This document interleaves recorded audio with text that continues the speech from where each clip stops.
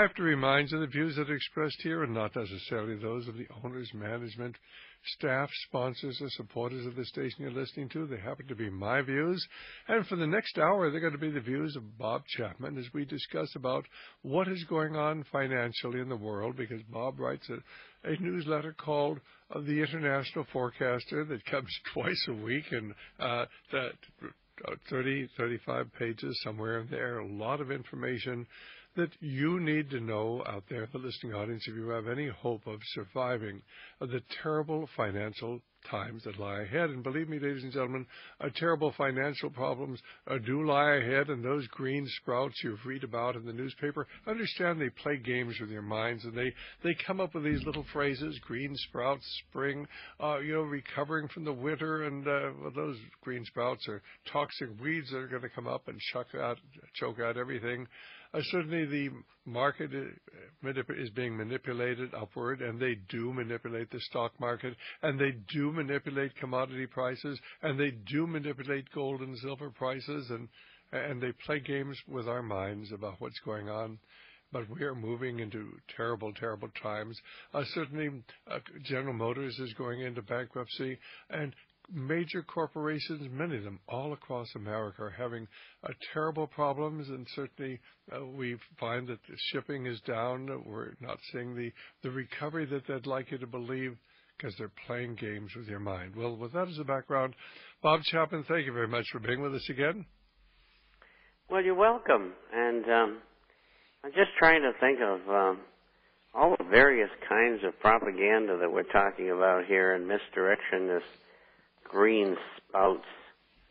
I mean, I never heard anything so stupid in my life. Well, but you see, people sort of imagine that green sprouts coming up, spring is here, we're over the winter, we're over the worst times of this economic crisis, without ever pointing out that, of course, we still have a quadrillion, or 700 billion to 700 trillion to a quadrillion and a quarter of derivatives are going to have to be purchased. And since we've accepted that, of course, that the banks are too big to fail, the big ones who wrote the derivatives, we're just going to have to absorb those, and we'll just have to come up with $2 quadrillion and in the process, of course, destroy our currency and impoverish our people. But nobody's ever looking beyond the obvious and understand that there is an organized effort to destroy the value of our currency and impoverish our people, just exactly as the American State Department did in Zimbabwe over this last decade.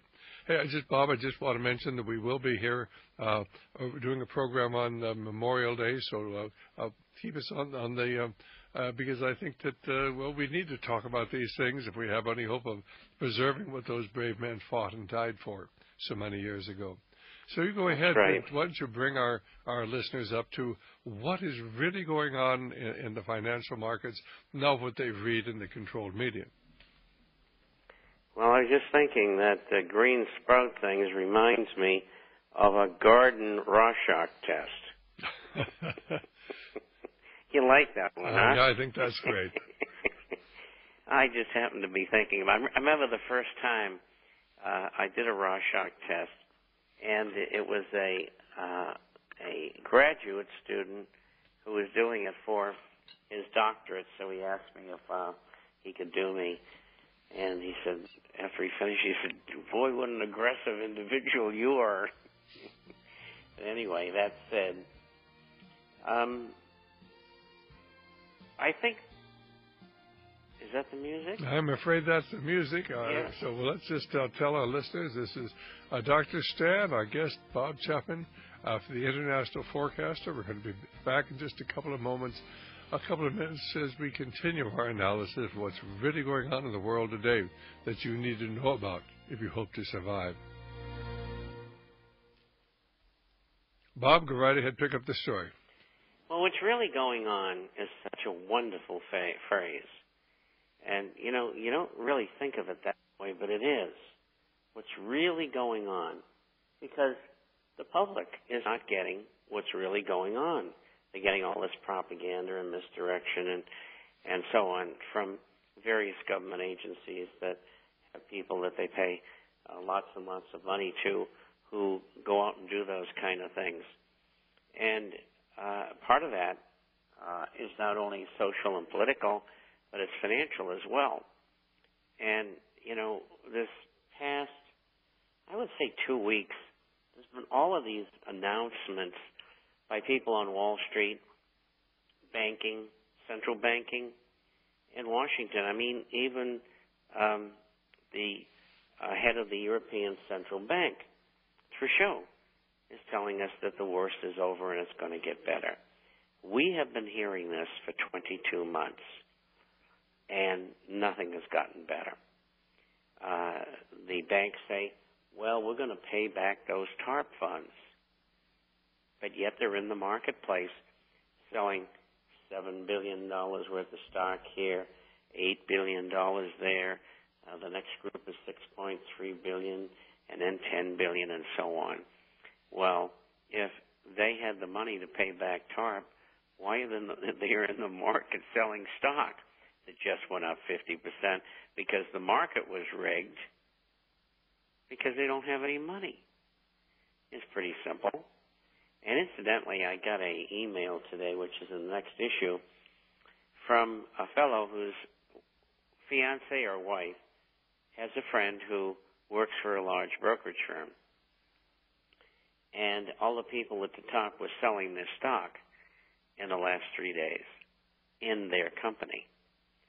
And so that's where they think the banking stocks and the market are going, which is down, because you sell if you think the market's going to go down. And so this is the game that they're playing on people. We saw 6,600 on the Dow, and immediately, in a 2-month period, we went up to 8,500. The market is now on its way down. It'll go to 6,600. I don't know how long it'll take to get there, maybe the whole summer.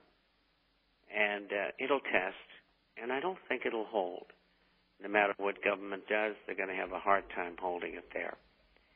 The economy's not going to get better this year. We went from the fourth quarter of a minus 6.3%, the first quarter minus 6.1%. My guess is in the second quarter, it'll be a minus 5%. All right, this is Dr. Stan. Our guest is Bob Chapman. He was just saying that in the fourth quarter of last year, the gross domestic product fell about 6.7%. The first quarter of this year, the gross domestic product fell about 6.1%. What you are actually seeing is the gross domestic product in the United States. That's the measure of really all the financial activity. We're back to about where we were in 1982, aren't we, Bob? Yeah, I would say so. Maybe even 1974. And I'm looking for a minus 5 in the second quarter, and the third to fourth quarter minus 4. Next year, when the bulk of the stimulus package is spent, because it's an election year, that's the way they planned it, we probably will get even. But it still constitutes a depression.